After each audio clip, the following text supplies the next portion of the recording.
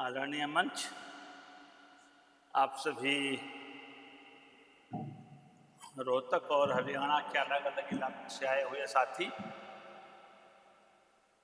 मैं सबसे पहले ओम प्रकाश ग्रेवाल जी की स्मृति को नमन करता हूं और उस विचार परंपरा को याद करता हूं जिसकी बदौलत भारत जनतांत्रिक देश बना। जातिवाद की जंजीरों में जकड़ा हुआ देश ऐसा लगता नहीं था कि जनतंत्र किसी रूप में आएगा, लेकिन आया तो, लेकिन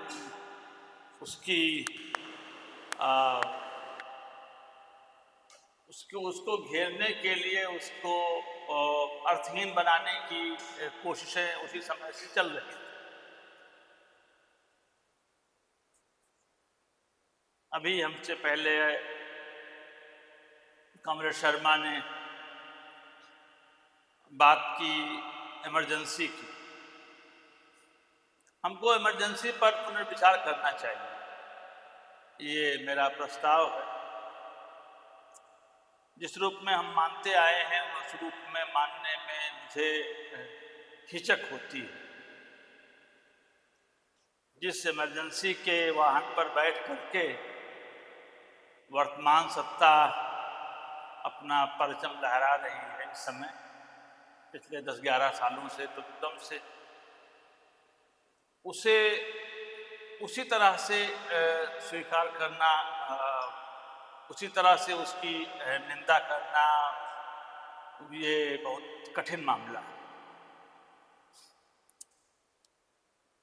कुछ तो ऐसा था उसमें। एजी नूरानी साहब ने लिखा है अपनी किताब में कि देवरस साहब ने इंदिरा गांधी को 2-3 चिट्ठियां लिखी थी। पहली चिट्ठी का तो कोई संज्ञान नहीं लिया, दूसरी चिट्ठी फिर लिखी और तरह तरह से अप्रोच किया, लेकिन बाद में कामयाब रहे। ये जितने लोग के अंदर थे सबने एफिडेविट जमा किया कि हम सरकार का सहयोग करेंगे और इमरजेंसी तो बहुत अच्छा कदम है। बाद के दिनों में आप जानते हैं कि किस तरह से फिर उसका लाभ उठाया। अब तो उसके मतलब वो दिन मनाया जाता है, लेकिन उस समय सरेंडर्ड थे, एकदम से सरेंडर्ड, आत्मसमर्पण कर दिया था। जेपी आंदोलन ने एक बहुत गड़बड़ काम किया था कि वैलिडिटी दिलाई थी 76 में, और उसके बाद में ये हुआ। और तीसरा जो सेटबैक था इस लोकतंत्र को, वो अन्ना आंदोलन से हुआ लगा। अन्ना आंदोलन में भी और इमरजेंसी में भी हमारे वाम वाले बहुत बढ़ चढ़ करके साथ थे, और बाद में रियलाइज कर रहे थे कि ये तो गलती हो गई। ये मुझे लगता है कि हमारे कुछ डीएनए में दिक्कत है, उस वक्त समझ में नहीं आता।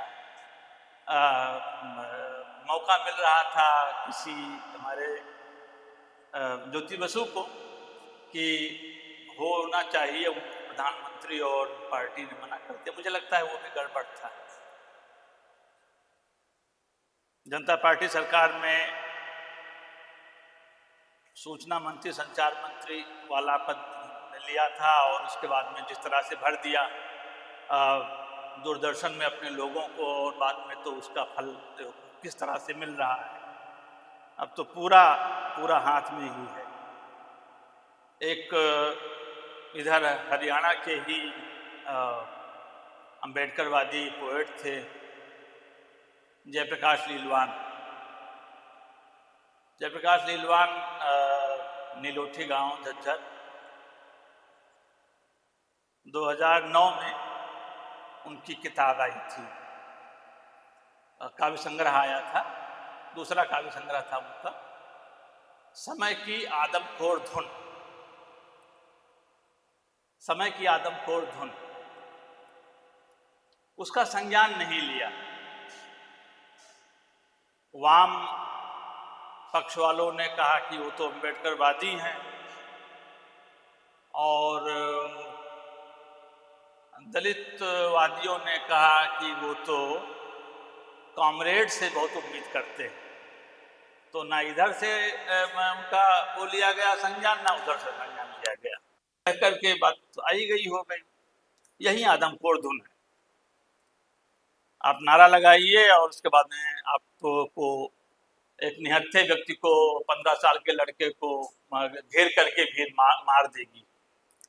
बहुत सारी हत्याएं हुई, बहुत सारे हमारे लोग भी मारे गए।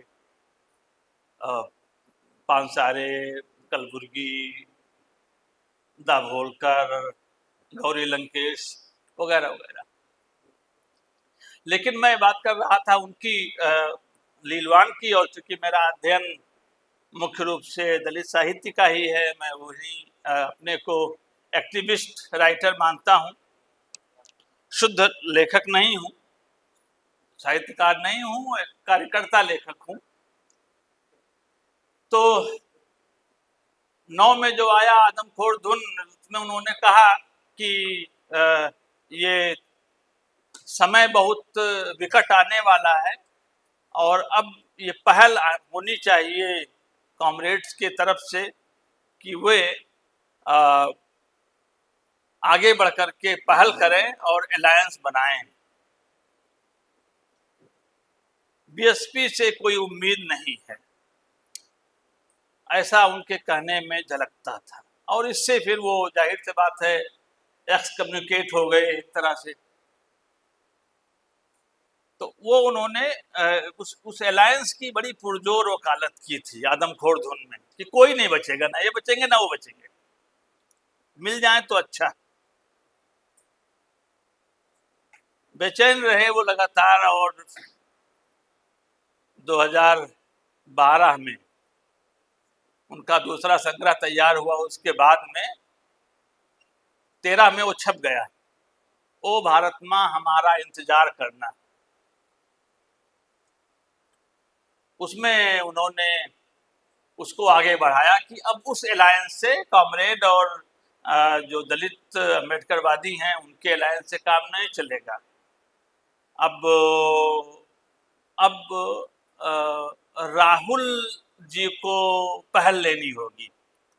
12-13 में कोई नाम नहीं था, कुछ मतलब कोई गंभीरता से लेता नहीं था। नाम था भी तो मतलब कोई गंभीरता से नहीं लेता था। राहुल गांधी एक 55 पेज की कविता लिखी राहुल जी के नाम से। लगता था कि 2019 के बाद का जो भारत है उसको देख रहे हैं। जितनी भी तरीके की गैदरिंग होती है, छोटी बड़ी, अब जानते हैं सत्संग एक गैदरिंग है। सत्संग को लेकर के हमारे लोगों ने बिल्कुल से आंख मूंद लिया कि वो होंगे, करते हैं अपना धर्म कर्म की बात करते हैं। लेकिन उन्होंने ध्यान दिया और सत्संग में जिस तरह से अपने लोगों को बैठाया, सांप्रदायिकता घुसेड़ दी, लाद दी इतने अच्छे तरीके से, वो चीज फल फूल रही है। नहीं तो सत्संग या कथा प्रवचन उसमें नहीं था, उसमें कभी कोई हिंदू राष्ट्र बनाने का कोई आह्वान नहीं होता था। लेकिन हुआ, पहले झुकते थे, ये एंकर झुका हुआ है राइट विंग की तरफ या फलाने विंग की तरफ। अब तो झुकने की बात नहीं, अब तो खुद कहें कि बौद्धिक प्रमुख के कार्यशाला से निकले हुए लोग ही एंकर बनते। तो ये बात उन्होंने कही कि आपका मीडिया, आपका न्यायालय, आपका कहें कि शुद्ध धार्मिक आयोजन, ये कुछ नहीं बचने वाला है, जरूरी है। तो उन्होंने फिर तीनों को एक साथ जुड़ने का आह्वान किया। और फिर उनकी और जो भी 2-4 लोगों ने पढ़ा नहीं, और भी उनकी मजम्मत हुई, उनकी निंदा हुई कि बताओ ये क्या करने जा रहे हैं, आंदोलन को अशुद्ध करेंगे, आंदोलन में मिलावट करेंगे। लेकिन वो अलायंस को लेकर के इतने दृढ़ थे।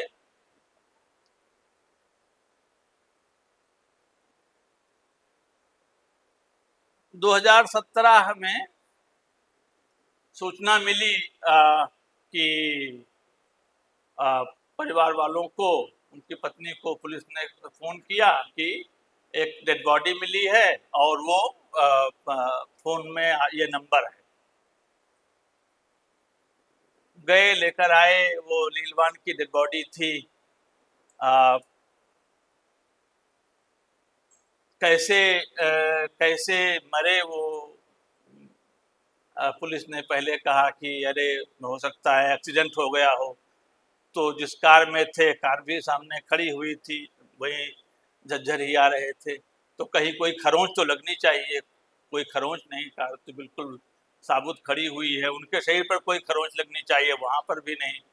फिर ये हुआ कि किसी ने मार दिया तो मार दिया, तो मारने का भी कुछ होना चाहिए, कहीं गोली का निशान, कहीं गले में कुछ ऐसा कि सांस रोकी गई हो, कुछ भी नहीं था। कैसे मारे गए नहीं मालूम, और रहस्यमय मौत हो गई।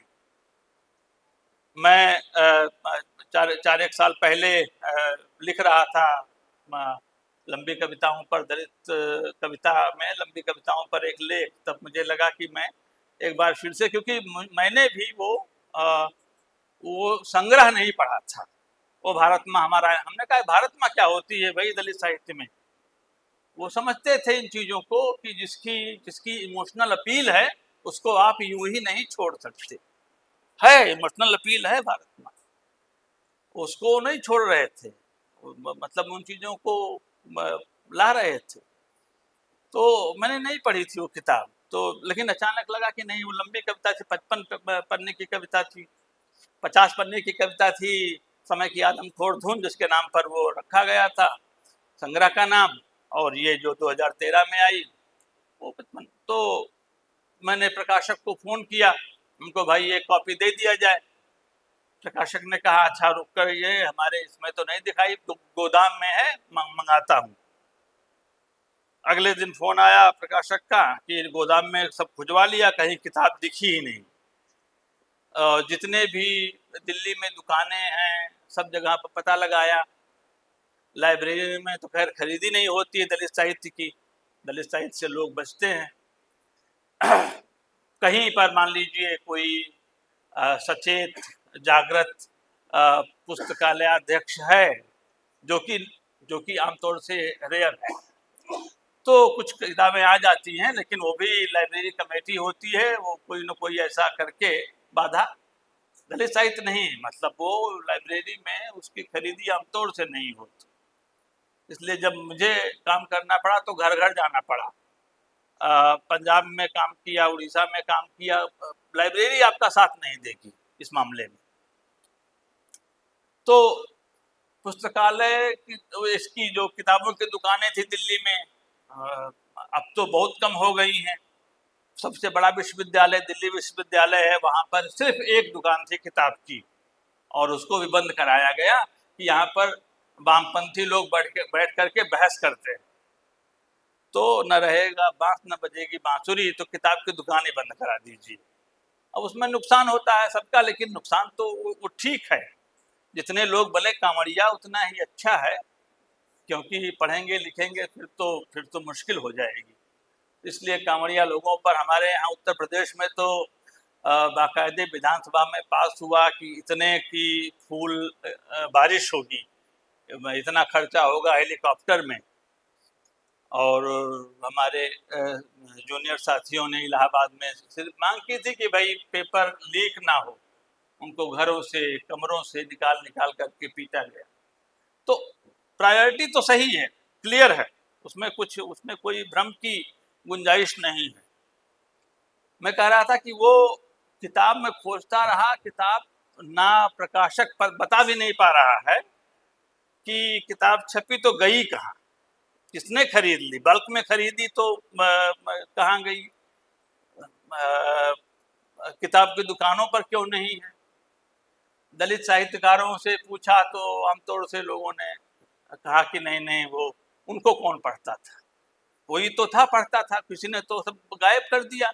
ये रहस्य बना हुआ है। जब ये विषय मिला मुझे, तो मुझे लगा कि मुझे जयप्रकाश लीलवान को पहले याद करना चाहिए, वो तुरंत फुरत फाइल जो है बंद हुई उनकी, और अब उसका कुछ मत, अब वो रहस्य ही रहेगा, उनका जाना, उनकी मृत्यु जो है वो रहस्य में ही लिपटी रही। एक जाता है, 10 लोग अपने आप खामोश हो जाते हैं, ये तरीका होता है। होते अगर मान लीजिए ऊंची जाति के जयप्रकाश नीलवान, तो इशू बनता, अखबारों में भी आता, लोग सड़क पर भी आ जाते। अब तो बहुत डर समाया हुआ है, सड़क पर आने नहीं देते, लेकिन फिर भी आते लोग। ऐसे वो रहस्य में न गायब हो जाता, ऐसे वो विलुप्त न हो जाती उनकी मौत। लेकिन दलित थे तो मतलब इशू ही नहीं बन पाया।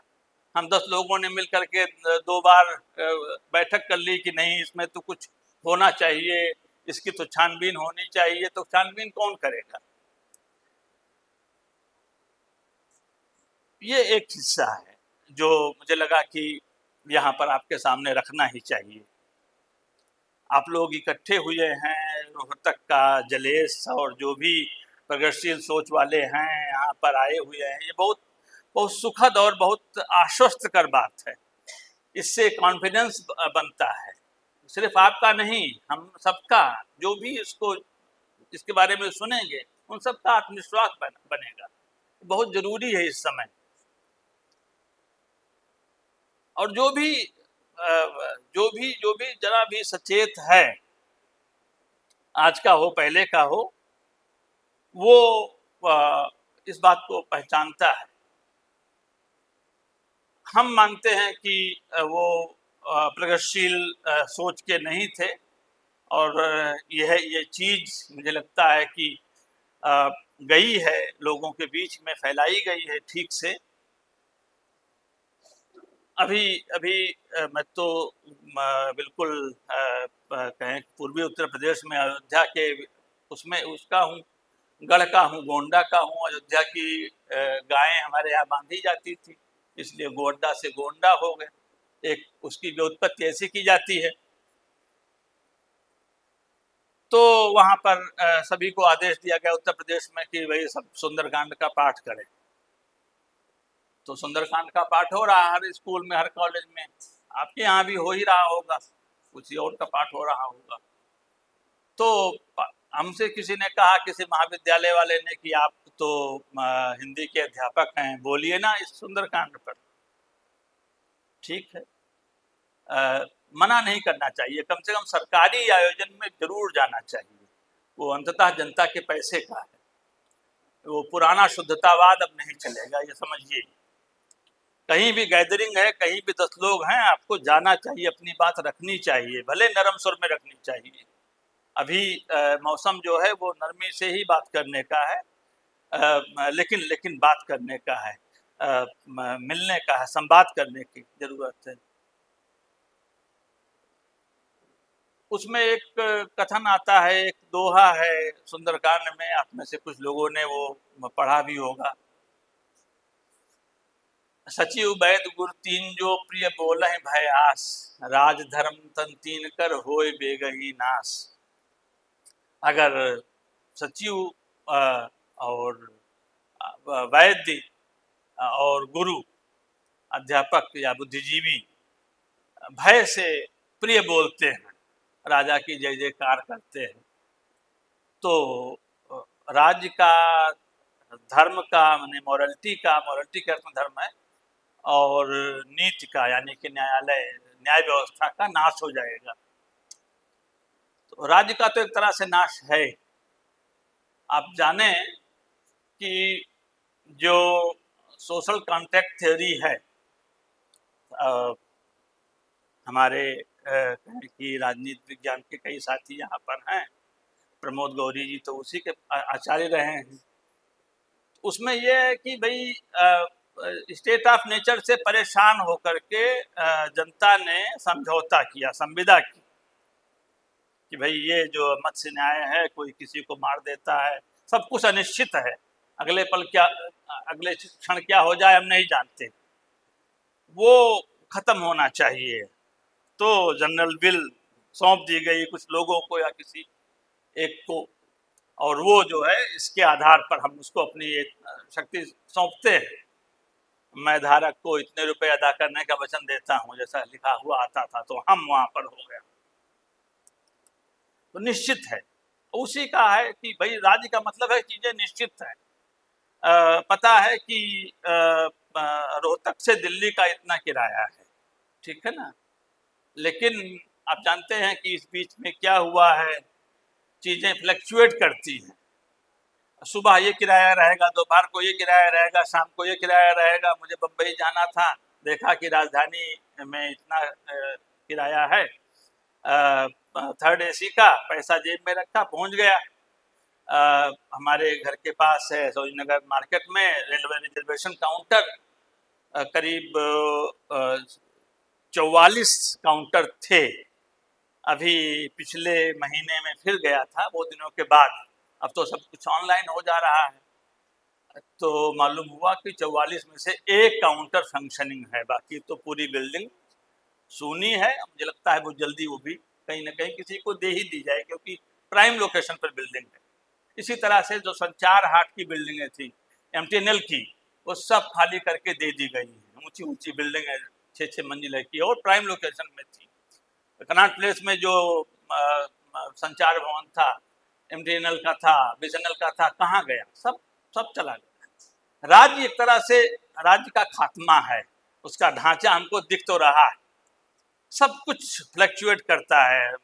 अस्पतालों में ही देख लिया कि आपकी गरज ज़्यादा है तो उस तरह से वसूलेंगे, निश्चित कुछ नहीं है। तो ये तो राज्य के साथ हुआ।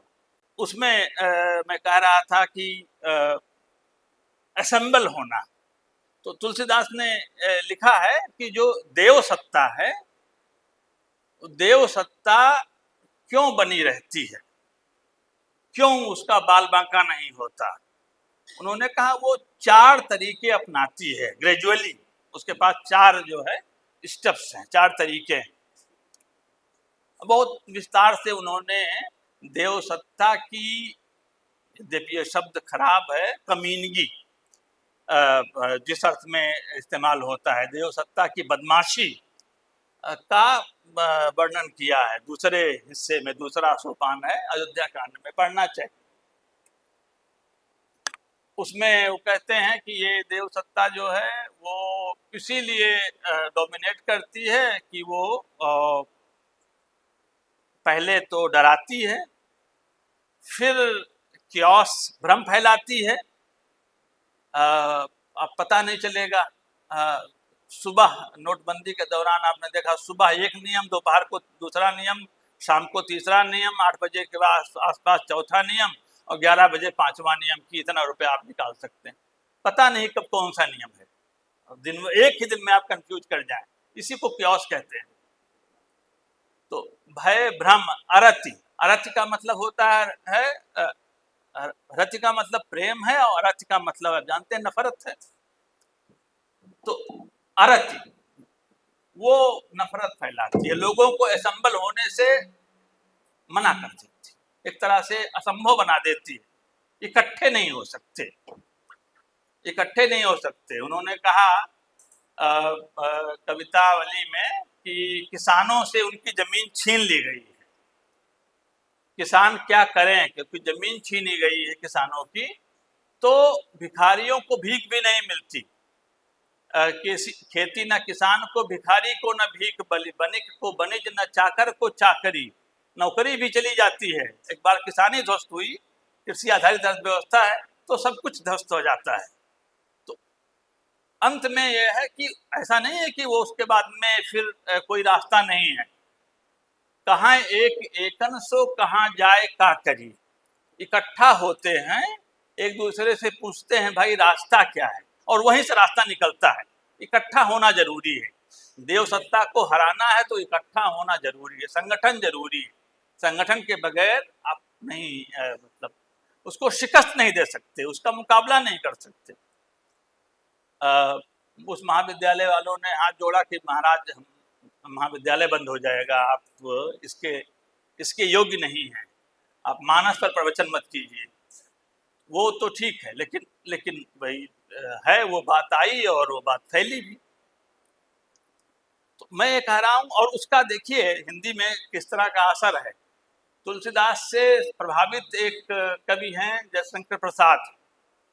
जयशंकर प्रसाद के यहाँ आप पाएंगे कि उनका कोई नामोल्लेख नहीं होता। दोनों महाकवि हैं। प्रसाद निराला को लोग कहते हैं कि तुलसीदास से प्रभावित हैं, क्योंकि निराला ने तुलसीदास के नाम से कविता लिखी, ठीक है। लेकिन निराला जैसा, मतलब मैं इसको पूरी विनम्रता से कह रहा हूँ, उसमें कोई अहंकार नहीं है, उन्होंने तुलसीदास को समझा नहीं। वो लिखते हैं कि तुलसीदास आए उस समय भारत में मुगलों का शासन है, तो कविता लिखी, और उससे उबारने के लिए वो पूरा पढ़ जाइए, एक बार नहीं 10 बार पढ़ जाइए, आपको कुछ ऐसा मिलेगा नहीं। तो वही कहते हैं कि मैं तो मांग कर खाऊंगा, मस्जिद में सो जाऊंगा। तो अगर वो होता उसके साथ, उस मतलब नफरत जैसी बात होती, तो ऐसा कहते क्यों? वो निराला नहीं समझते। रामविलास शर्मा ने लिखा है कि राम की शक्ति पूजा लिखी, उसमें उसमें उसमें छाप भी है, लेकिन वो छाप है नहीं इस तरह की, वो होड़ वाली बात है। लेकिन प्रसाद के यहाँ देखें, सारस्वत प्रदेश है, सारस्वत नाम का राज्य है। कामायनी की बात मैं कर रहा हूँ, आप में से कुछ लोग हिंदी के विद्यार्थी होंगे, नहीं भी होंगे तब भी महाकाव्य पढ़ना चाहिए। महाकाव्य से उस देश की, उस समाज की संस्कृति का ज्ञान होता है, और बहुत तैयारी के साथ महाकाव्य लिखे जाते हैं, यूं ही नहीं लिखे जाते। और जो मनु है, मनु के अत्याचारों से जनता त्रस्त है, जनता त्रस्त है, तो वो राजमहल घेर लेती है। 1935 में किताब आई थी, 36 में इसका प्रकाशन हुआ था, कामायनी का। हाँ, हिंदी का बड़ा पहला, खड़ी बोली हिंदी का पहला प्रौढ़ महाकाव्य, उसका प्रकाशन हुआ। तो उसमें जनता त्रस्त है, तो वो राजमहल को घेर लेती है, और राजा निकले और पीटती भी है, घायल कर देती है, किस तरह से बच करके निकलते हैं। उस पर विचार कर रहे थे हिंदी के बड़े आचार्य, बड़े आलोचक रामचंद्र शुक्ल जी। उन्होंने कहा ये साम्यवाद की दबी अनगूंज है, ऐसा उन्होंने रेखांकित किया। ये साम्य, भाई जनता तो अब तक इस तरह से इकट्ठी नहीं होती थी कि वो राजा को घेर ले और राज में विप्लव कर दे। ये विप्लव क्यों हो रहा? ये साम्यवाद जो है वो यहाँ पर बोल रहा है। ऐसा सज्जाद जहीर को हम जानते हैं। सज्जाद जहीर शुरुआती लोगों में जिन्होंने प्रगतिशील उसकी स्थापना की, PWA की, उसमें हैं। और उन्हीं के वो जो है पंथ के संपर्क में थे, सुमित्रानंद पंथ जी एक जमाने में बड़े प्रकृतिवादी हुआ करते थे। बाले तेरे तेरे बाल जाल में कैसे उलझा दूं लोचन, वो, और उनके एक दूसरे थे, और उनको इस तरह से उन्होंने बदला कि वो युगवाणी और ग्राम्या लिखने लगे। द्रुत झरो जगत के जीर्ण पत्र, भाई अब बहुत हो गया, आपका समय बीत गया है, नए लोगों को आने दीजिए, समता मूलक समाज बनने दीजिए। पंथ की भाषा ऐसी हो गई, आप पहचान नहीं पाएंगे। फिर जैसे संपर्क छूटा, वैसे पंथ कहीं और गए, लेकिन जब तक वो हैं प्रगतिशील लेखक संघ में बाकायदे मेंबरशिप ली। लेकिन एक दूसरे थे दुर्गादत्त त्रिपाठी, वो सज्जाद जहीर के मित्रों में थे, और वो प्रसाद के नजदीक थे। शाम को दोनों पत्नी प्रसाद जी के घर जाया करते थे, समझाते थे कि साम्यवाद क्या है और क्यों जरूरी है। तो वो जो समझाना है, जो जाना है घर पर, उनसे मिलना है, देख जानते हैं कि ये महाकवि है, इसकी जो इसका लिखा हुआ टिकने वाला, तो संवाद जरूर करना है, उसका असर ये दिखता है। तो उन्हीं दुर्गादत्त त्रिपाठी ने मनोरमा पत्रिका में 1925 में के कई संग्रह हैं, लेकिन 1925 की कविता का एक टुकड़ा आपके सामने रखूंगा। वो मैंने मनीषा जी से कहा था कि जो भी रुचिशील हैं उन तक के बात पहुंचा दीजिए जो इस बीच में लिख रहा हूं। तो उन्होंने लिखा है कि इस अछूत हिंसक समाज पर अस्पृश्यों की जय हो विजय। साम्यवाद जब भारत में आया, जिसको जनवादी इसमें कहा गया है, जनवाद कहा गया है, तो उसकी प्रायोरिटी में है क्या? उसकी प्रायोरिटी में वर्ण जाति का नाश है। उसके बगैर भारत में साम्यवाद नहीं आ सकता। हर राज्य का, हर देश का अपना अपना अलग अलग चुनौतियां हैं। EMS नंबूदिरीपाद ने बहुत कहे कि सलीके से, बहुत सिस्टमैटिक तरीके से इस पर लिखा है कि हमारे देश में साम्यवाद का क्या मतलब है। तो जाति से अगर आप नहीं लड़ते, जाति को तो आधार मानना पड़ेगा, बेस मानना पड़ेगा। वो सुपर स्ट्रक्चर नहीं है, वो बेस है, बेस में से एक है। ये इसको स्वीकार करेंगे तभी बात आगे बढ़ेगी। तो दुर्गादत्त जी ने लिखा 1925 के मनोरमा में, इलाहाबाद से पत्रिका निकलती थी, इस अछूत हिंसक समाज पर अस्पृश्यों की जय हो विजय। साम्यवाद क्या चाहता है? ये जो अछूत है समाज है, हिंसक समाज, अछूतपन का मतलब है कि आप उन पर हिंसा करते हैं, वहां पर अस्पृश्यों की जय हो, और अनाचारियों पर दलितों का आधिपत्य हो जाए विजय। जो अनाचारी हैं, जो वर्ण जाति का अभ्यास करने वाले हैं, उसमें उसके कहें कि पैरोकार हैं, उन पर दलितों का आधिपत्य। 1918 में हिंदी साहित्य में प्रगतिवाद आता है, जिस साल छायावाद आता है, और 36 में उसका एक युग पूरा होता है। 18 से 36 तक छायावाद का भी समय माना जाता है, लेकिन उस समय प्रगतिवाद का एक युग पूरा हुआ था। कानपुर गणेश शंकर विद्यार्थी मजदूरों का भी और मजदूरों के हितैषी बुद्धिजीवियों, लेखकों का भी वो अड्डा हुआ करता था। दरन और कुछ लोग आए थे बनारस में, उन्होंने समझा कि क्या है साम्यवाद, क्या होता है मार्क्सवाद, क्या होता है, संगठन कैसे बनाते हैं, और बनाया केरल में। उन्होंने पूरा संगठन तैयार कर दिया, पूरा आंदोलन तैयार कर दिया।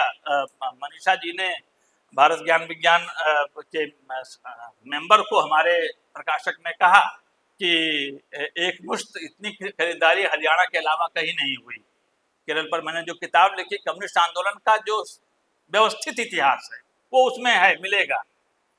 तो मैं जो कहना चाहता हूँ मुझे, कि जब यहाँ पर ये विचारधारा आई भारत में, दुनिया भर में गई, विचार के मामले में कोई भौगोलिक सीमा काम नहीं करती। तो हमारे यहाँ शुरू में प्रोलेटेरिएट के लिए कोई शब्द तय नहीं हुआ।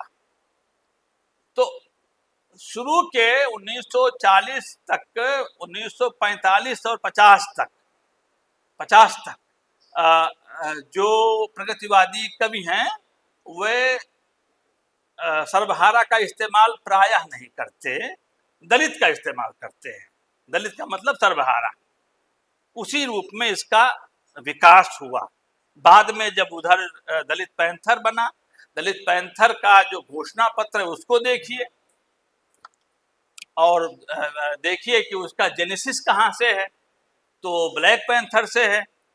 ब्लैक पैंथर में माने अमेरिका में जो ब्लैक पैंथर बना 1966 में, दो लड़के थे जो मार्क्सवादियों के संपर्क में आए थे, कॉलेज में पढ़ते थे, ब्लैक लड़के थे। उस समय ब्लैक लोगों में आंदोलन शुरू हो चुका था, उसके 20-25 साल बीत चुके थे, और तरह तरह की कहें कि समाधान सुझाए जा रहे थे, तरह तरह के सॉल्यूशंस आ रहे थे।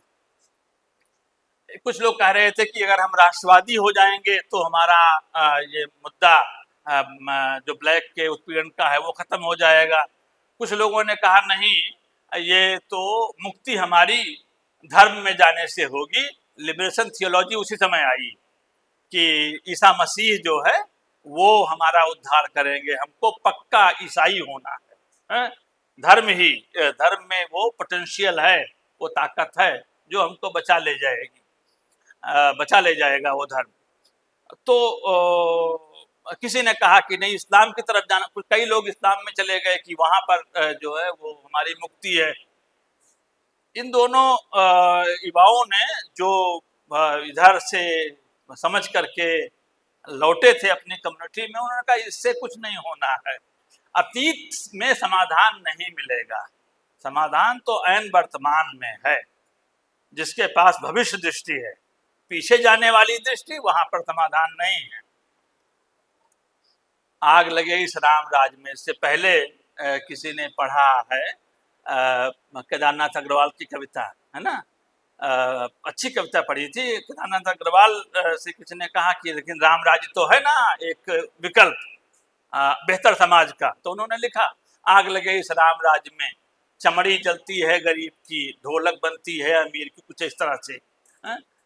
खून बहा है राम राज्य में, आग लगे इस राम राज्य में। वो समाधान नहीं है। कुछ चीजें वहां से ली जा सकती हैं, ऐसा नहीं है कि मतलब अतीत तो गोदाम है, वहां से लीजिए, लेकिन भविष्य दृष्टि होनी चाहिए। अतीत का कोई मॉडल काम नहीं करेगा। राव साहब कस्बे बहुत बड़े विचारक हैं, आप में से कुछ लोगों ने उनकी किताब पढ़ी होगी, अंबेडकर आणि मार्क्स, अंबेडकर और मार्क्स, मराठी से उसका हिंदी अनुवाद उषा बैरागकर आठले ने किया। यही बिलासपुर या रायपुर में रहती हैं, छत्तीसगढ़ में, मराठी की अच्छी जानकार हैं, मराठी भाषी हैं और अनुवाद करती हैं, सेतु हैं मराठी हिंदी में। तो उसमें राव साहब कस्बे ने लिखा कि जब मेरा विकास हुआ 1960 और 80 के बीच में, तो उस समय अगर कोई मार्क्स का नाम लेता था तो उसको अंबेडकरी आंदोलन से बाहर कर देते थे कि ये तो भाई गड़बड़ करेगा। कहा मैं उसी घृणा का शिकार था और लंबे समय तक रहा। फिर मैंने ये किसी से सुना कि सेलिगमैन जो इनके सुपरवाइजर थे डॉक्टर अंबेडकर के अर्थशास्त्र में, जब उन्होंने पीएचडी की थी, तो सेलिगमैन तो स्टॉन्च मार्क्सिस्ट थे। तो कहा मुझे विश्वास नहीं हुआ कि उनको क्यों चुना था गाइड के रूप में, सुपरवाइजर के रूप में अंबेडकर ने। फिर मैं गया मिलिंद कॉलेज के प्रिंसिपल के पास, वो उनके नज़दीक रहे थे अंबेडकर के। उनसे पूछा कि सेलिगमैन क्या मार्क्सवादी थे अंबेडकर के गुरु? तो वो नाराज हो गए, बोले कौन सा सवाल कर रहे हो, कुछ भी रहे होंगे, गुरु तो थे उनके। तो कहा नहीं, हम जानना चाहते हैं कि उनकी विचारधारा क्या थी। तो वो तो बताए नहीं, लेकिन अन्य स्रोतों से उन्होंने पुष्टि किया कि वो तो बड़े कहें कि कट्टर मार्क्सवादी थे जिनके अंदर में उन्होंने पीएचडी की थी अंबेडकर ने, सेलिगमैन। तो फिर उन्होंने कहा कि मुझे लगा कि नहीं, मुझे तो पढ़ना चाहिए कि है क्या ये मार्क्सवाद। मैंने पढ़ना शुरू किया, धीरे धीरे मेरे नफरत की जो दीवारें खड़ी हो गई थी मेरे चित्त में, वो पिघलने लगी, टूटने लगी। और अंत में मैंने साहस के साथ कहा, पहले मैं हो तो गया अंदर से मार्क्सवादी, लेकिन मंचों से बोल नहीं पाता था, क्योंकि उधर से हूटिंग का खतरा रहता था, पिटाई होने का खतरा रहता। लेकिन धीरे धीरे मुझमें वो नैतिक बल आया और मैंने बोलना शुरू किया। और उसी उधेड़ बुन, उसी अंतर्द्वंद की कहानी वो किताब है। आप में से जो भी मंगा सके जरूर पढ़िए, संवाद प्रकाशन ने उसको छापा है। हाँ पानी, थैंक यू। उसे संवाद प्रकाशन ने छापा है, बहुत अच्छी किताब है, अंबेडकर और मार्क्स। तो उसमें उन्होंने कहा है कि पहले तो 20 साल में बदल जाती थी दुनिया, लेकिन अभी तो गति बहुत तेज है, 10 साल में तो पूरी तरह से बदल जाती है। लेकिन अभी मैं मिलूं तो शायद वो कुछ और कहें, अब 10 साल भी समय नहीं लगता, और भी कम समय। कोई भी विचारधारा है उसको हर दिन अपडेट करना होता है, हर दिन उसमें कुछ ना कुछ जोड़ना होता है। अगर स्थिर मान लिया तो फिर वो आपके काम नहीं आएगी। मार्क्सवाद को अगर हमने स्थिर मान लिया, जनवाद को अगर स्थिर मान लिया कि हाँ भाई जो 1848 में मैनिफेस्टो में कह दिया वही सब कुछ है, नहीं नहीं, वो है कोर वैल्यू वहां पर है, लेकिन अपडेट आपको करना है, रोज करना है, रोज की स्थितियों के अनुसार करना है। तो ये कहा था EMS नमूदरी पास से लोगों ने कि आपका जो मार्क्सवाद है वो तो वहां का है नहीं, तो उन्होंने कहा वहाँ का वहाँ की तरह होगा, हमारा हमारी तरह से होगा, दोनों एक जैसे थोड़ा होंगे। वो क्या कहते हैं कि 1907 में योगक्षेम सभा बनी थी, जो ब्राह्मणों की का संगठन था केरल में। और ब्राह्मण जो केरल के हैं अपने आप को बहुत ऊंचे मानते हैं, बिल्कुल वैदिक कहें कि धारा के। तो उसमें क्या होता था कि सुबह उठते थे वो वैदिक ब्राह्मण, उनकी चोटी कटी हुई होती थी, उनका जनेऊ कटा हुआ होता था। इस तरह से अंदर के ही लोग करते थे और इस तरह से वो बहुत सघन आंदोलन चला था। तो उन्होंने कहा ये तो कोई कहे कि इशू नहीं हुआ, किसी ने कहा। तो उन्होंने कहा हमारा जो कहें कि प्रगतिवाद है वो अलग तरीके का होगा, अन्य जगहों का अलग तरीके का होगा, इसलिए आप इसमें ना कहें कि आपका शुद्ध नहीं है, कोई शुद्ध वगैरह नहीं होता विचार की दुनिया में। तो उन दोनों युवाओं ने ब्लैक पैंथर बनाया, ब्लैक पैंथर पार्टी बनाई कि जो आत्मरक्षा के लिए है, जो हिंसा हो रही है उससे बचने के लिए हम प्रतिहिंसा कर सकते हैं। ऐसा ना समझा जाए कि हम सिर्फ हिंसा जो है झेलेंगे। कू क्लैक्स क्लैन जो था कि भाई पकड़ लो मार डालो, और वो केरल में बहुत जबरदस्त हुआ था। 2.5 साल सरकार बने बने हुआ था और 2.5 साल में उन्होंने 3 बड़े काम किए थे। एक तो लैंड रिफॉर्म का मसौदा पेश कर दिया था। लैंड रिफॉर्म का मतलब कि सबको जमीन मिलेगी, अगर जमीन है तो सबको मिलेगी, एक तो वो किया था।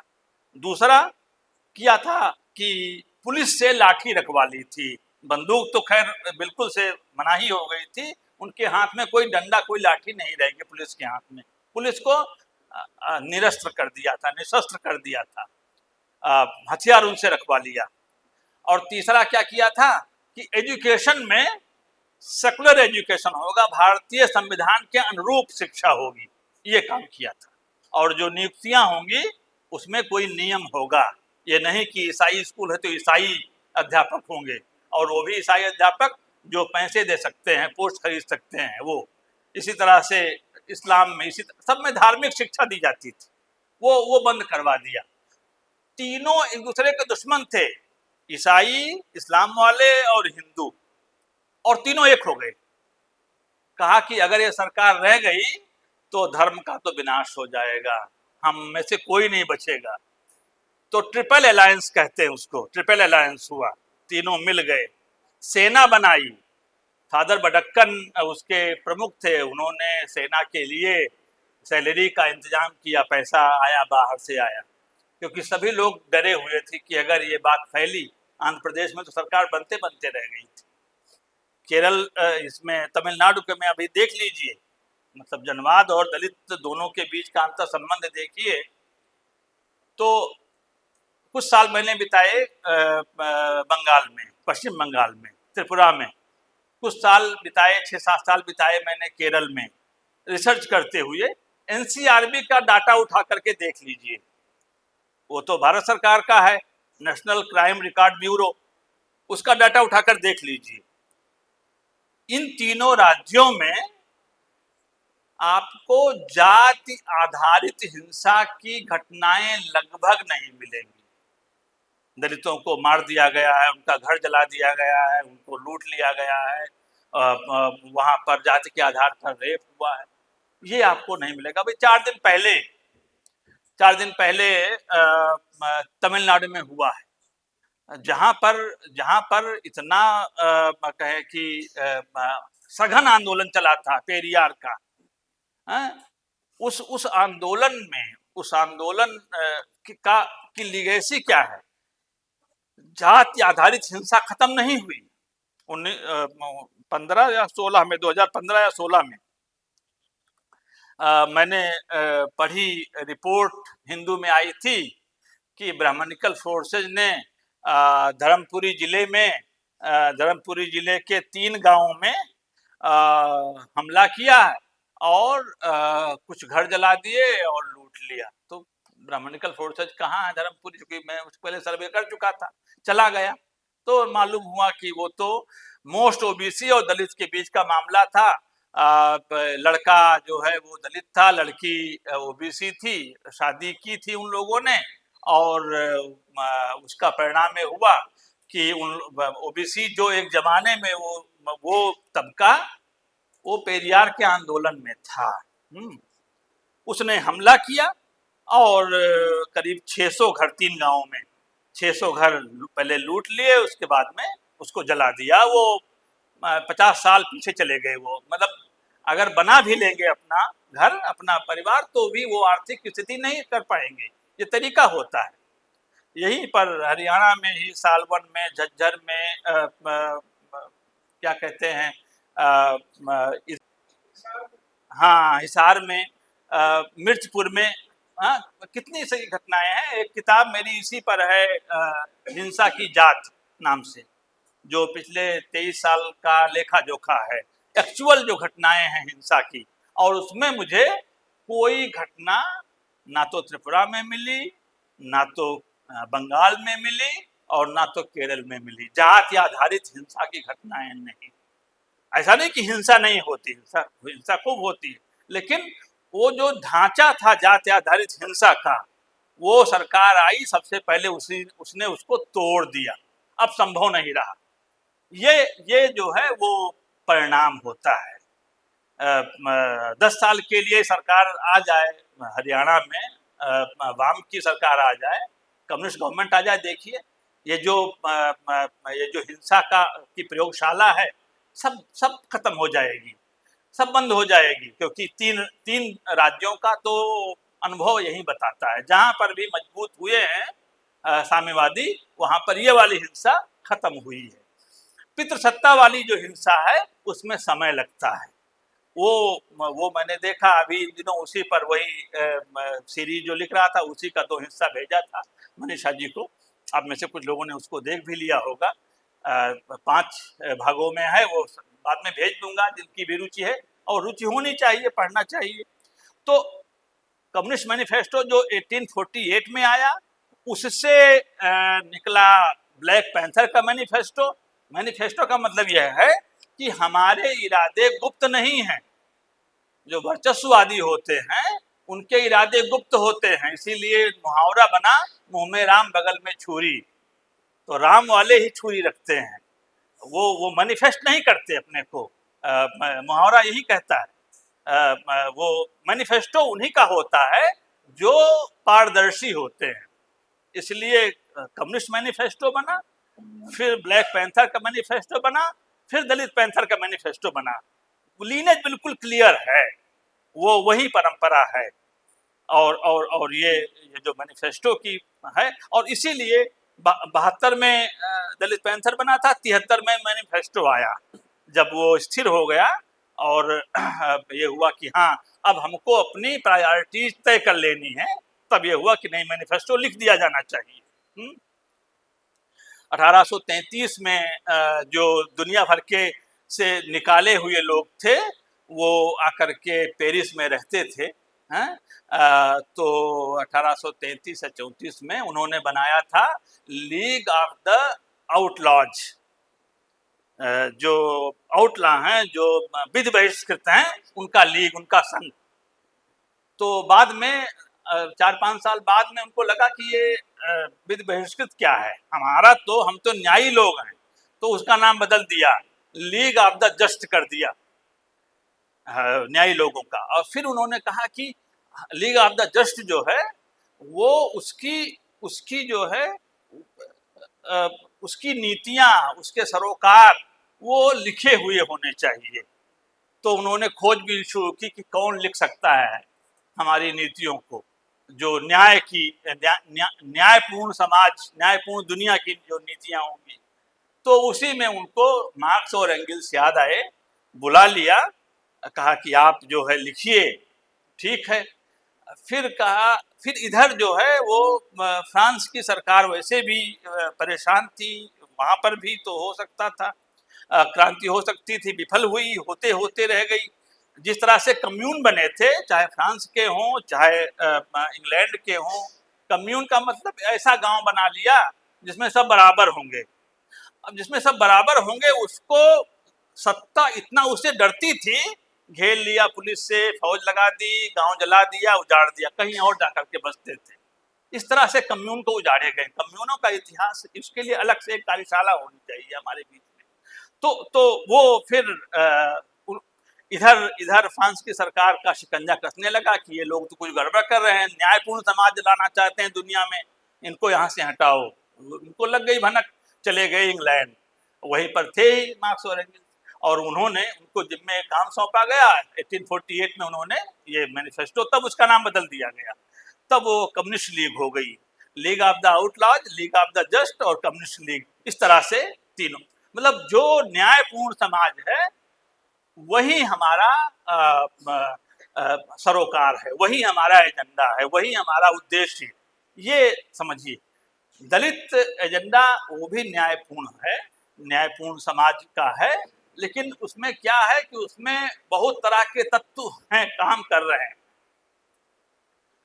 और काम कर रहे हैं तो वो ये नहीं चाहते, और उसके लिए बाकायदे कहें कि रिसोर्सेज जनरेट किए जाते हैं, निवेश होता है, मेधा का भी और धन का भी, कि ये एक न बनने पाए। जब ये जाति आधारित पार्टियां बनी तो जो विचार आधारित पार्टी थी उसके कैडर वहां शिफ्ट हो गए, क्योंकि उनकी जो अपनी जाति थी वो जोर मारती थी, और वो एफिलिएशन बहुत प्रकट था, बहुत विजिबल था, बहुत डायरेक्ट था कि हमारी जाति का नेता है, हम इस जाति के, हम सैनी हैं, और सैनी जो है वो हमारा मुख्यमंत्री है, हमारी पार्टी का है, तो हम क्यों ना उसमें चले जाएं। तो इस तरह से लोग शिफ्ट कर गए, और जो आमद थी यहाँ पर कहें कि समर्थकों, कार्यकर्ताओं की, वो एक तरह से रोक दी गई।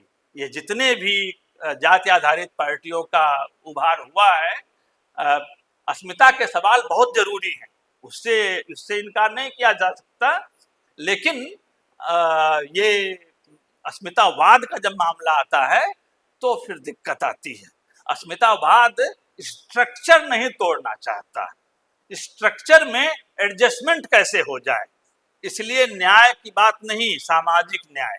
सामाजिक न्याय का मतलब ये वाला स्ट्रक्चर है, चलो सब कुछ निजी हाथ में दे दिया। अब देखो कि निजी कंपनियों में हमारे लिए कोई जगह निकल सकती कि नहीं निकल सकती। जब आपका ये उद्देश्य होगा, ये इरादा होगा, तो विरोध कैसे कर पाएंगे? निजीकरण का विरोध नहीं कर सकते। इसलिए जब आया तो कई हमारे साथियों ने, सुखदेव थोराट ने भी ये कहना शुरू किया कि हाँ भाई, निजीकरण तो कर दीजिए, लेकिन इंश्योर कीजिए कि वहां पर हम दलितों को भी जगह रहे। क्या रहेगी जगह? मतलब वो सामने है, कोई जगह उस ठेकेदारी में कोई जगह नहीं होने वाली है। जिंदा रहेंगे लेकिन उसके आगे कुछ नहीं हो सकता। तो अगर ये न्यायपूर्ण समाज बनना है तो जाहिर सी बात है कि और कोई रास्ता नहीं है। रास्ता उस साझेपन का है। मैं मर्ज होने का कहे कि पैरोकार नहीं हूँ कि इसमें आकर के सब सम्मिलित हो जाए, मर्ज हो जाए। नहीं नहीं भाई, सबकी अपनी अपनी हैं, अपनी अपनी ज़रूरतें हैं, अपनी अपनी मांगे हैं। मार्क्स के यहाँ पैट्रियार्की का सवाल उस तरह से नहीं है, नहीं है तो नहीं है। जब बाद के दिनों में मार्क्सवादियों के बीच से जो नारीवादी आई, उन्होंने उसको जुड़वाया। तो जो अलग से स्वतंत्र नारीवाद है, मैं उसे ये नहीं कहूँगा कि आप मर्ज हो जाइए, लेकिन या दलितवाद से मैं नहीं कहता हूँ कि मर्ज हो जाइए, लेकिन एक साझापन तो होना चाहिए। अगर आप चाहते हैं कि नई व्यवस्था, नई दुनिया बने, न्यायपूर्ण दुनिया बने।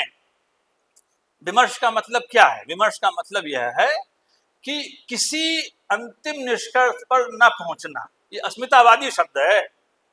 अंतिम निष्कर्ष पर विमर्श करते रहना, बातचीत करते रहना, वो सिद्धांत का विरोधी है, थियरी नहीं।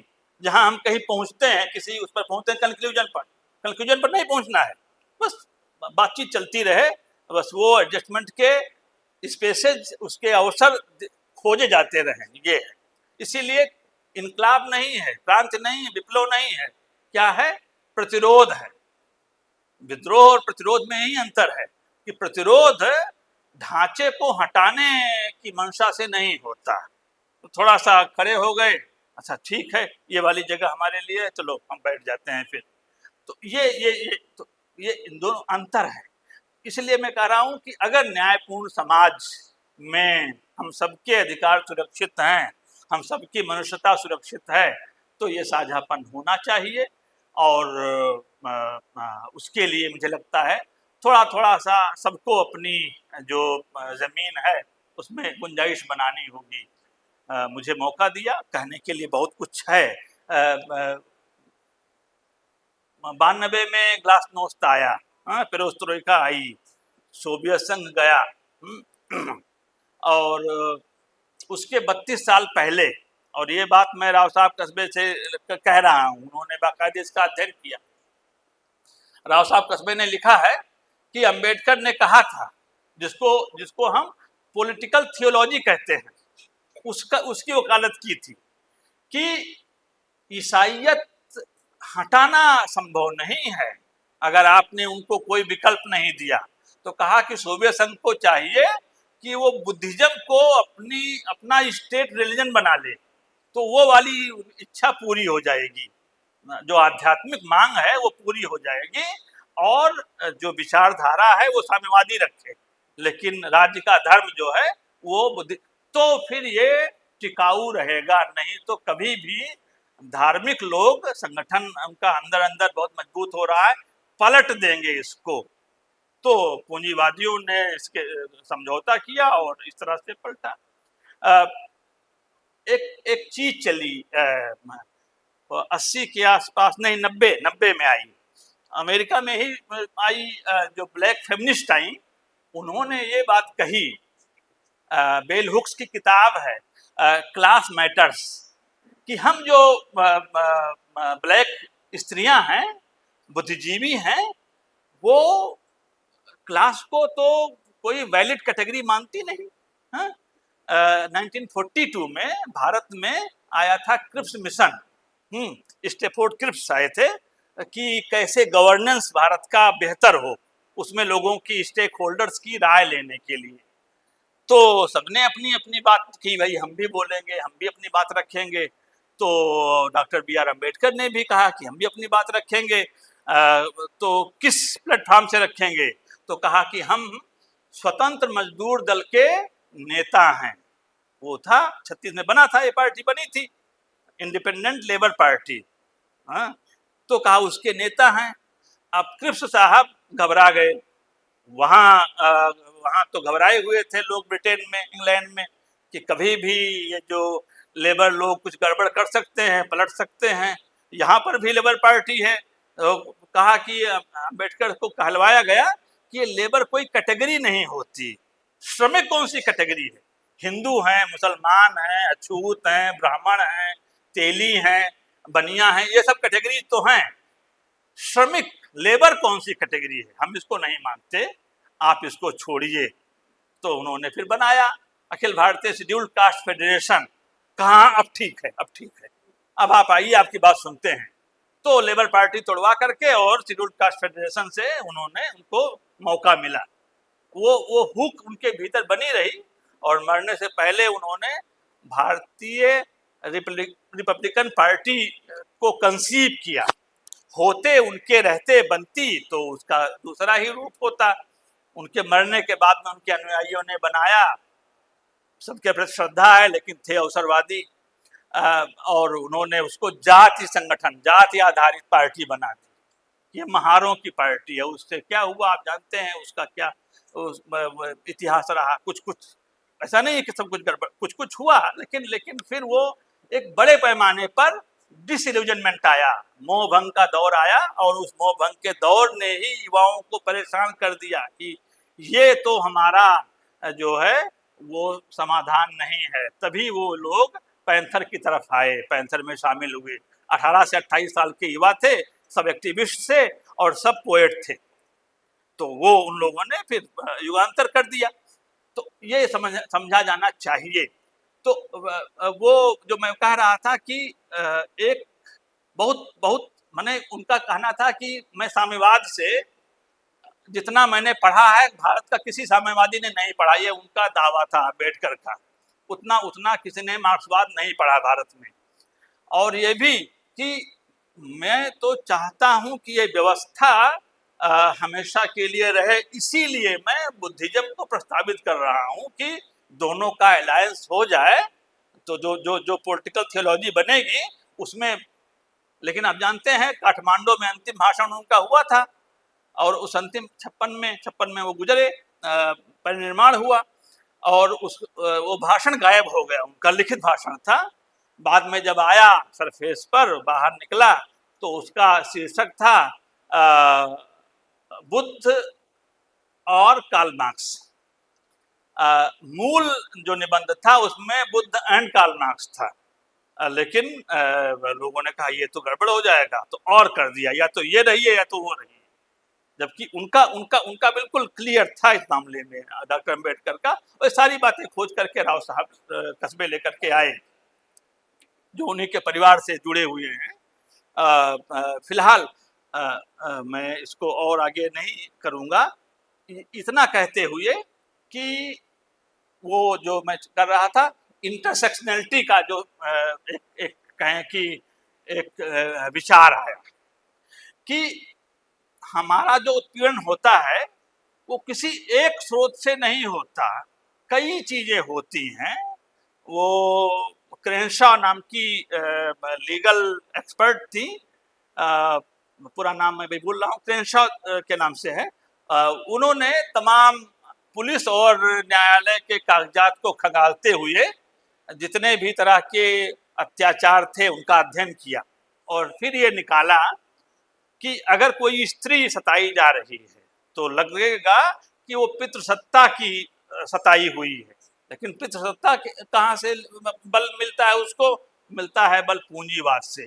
पूंजीवाद को कौन सहयोग कर रहा है? सहयोग कर रहा है रिलीजन। तो जो पैट्रियार्की है, जो कैपिटलिज्म है, जो रिलीजन है, सब एक दूसरे के साथ गठजोड़ करते हैं और उस गठजोड़ के बाद ही ये सत्ता इतनी मजबूत होती। इसलिए अगर आपको इस पर कोई डंट सचमुच लगाना है तो इसका ध्यान रखना चाहिए। सिर्फ एक फ्रंट पर आप लड़ाई लड़ेंगे कभी विजय नहीं हासिल हो सकती। सभी फ्रंट पर कोई मुलतवी नहीं करेंगे आप कि ये बाद में किया जाएगा, जाति वाली समस्या पर बाद में बात करेंगे, पहले इससे निपट लें, ये नहीं होता है। जाति की समस्या है, पितृसत्ता है, पूंजीवाद है, धार्मिक उन्माद है, सब पर एक साथ आपको जूझना होगा सारे मोर्चों पर। 1944 में एक अलीगढ़ के पास के कवि विचारक थे रामेश्वर करुण, वो ब्रजभाषा में लिखते थे। उनका 1934 में पहला संग्रह आया था करुण सत्सई। उसमें उन्होंने कहा था, वो बहुत स्पष्ट कहें कि जिसको कहते हैं मार्क्सवादी सिद्धांत पहली बार हिंदी कविता में वहां पर आया। 100 बातन की बात एक बाद करे को तूल है, एक रोटी प्रश्न ही सब प्रश्नन को मूल। इस तरह से उन्होंने धर्म पर, अर्थव्यवस्था पर सब विचार किया हुआ है। उनका दूसरा संग्रह लाहौर से छपते थे, लाहौर में सारे प्रिंटिंग प्रेस थे, तो दूसरा संग्रह आया तमसा।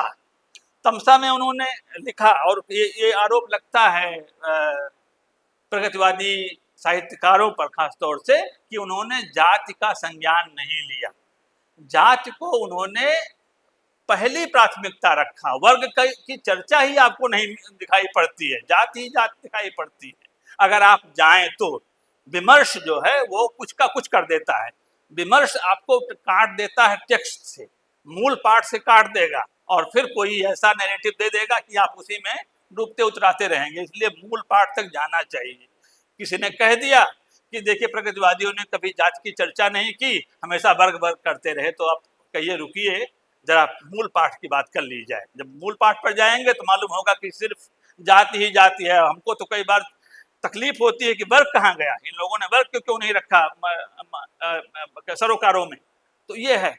तो वो रामेश्वर करुण तमसा में उन्होंने बात की कि हमारे यहाँ धर्म जो है वो केंद्रीय है। धर्म के नीचे ही पितृसत्ता, धर्म के नीचे ही पूंजीवाद, ये सब आश्रय पाते हैं।